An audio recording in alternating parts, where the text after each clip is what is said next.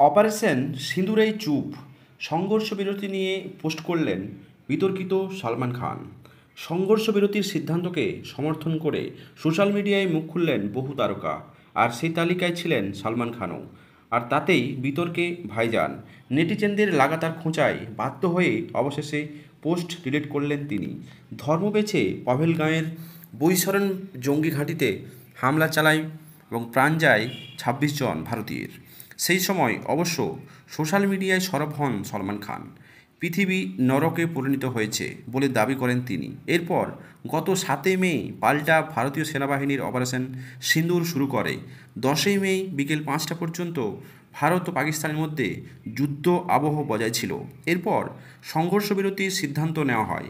এই সময় অবশ্য অপারেশন সিঁদুর নিয়ে একটি মন্তব্য করেননি সলমান। অথচ সংঘর্ষ বিরতি হওয়া মাত্রেই আর ৫ জন তারকার মতোই সোশ্যাল মিডিয়ায় পোস্ট করেন সলমান। সংঘর্ষ বিরতির জন্য ঈশ্বরকে ধন্যবাদ জানান বলিউডের ভাইজান। Thanks god for ceasefire.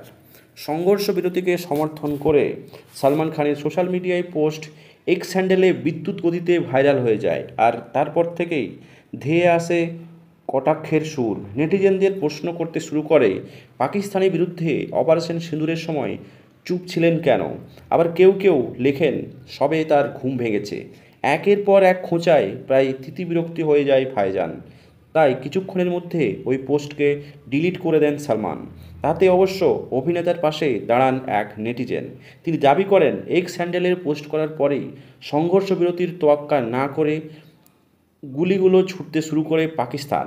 সেই কারণে পোস্টটি ডিলিট করে দেন সলমান। তিনি কী ভুল করেছেন?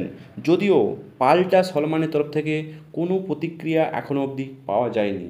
এই যুদ্ধ আবহ পরিস্থিতিতে এই ধরনের পোস্ট কতখানি যুক্তিযুক্ত, অবশ্যই কমেন্ট বক্সে কমেন্ট করে জানাবেন।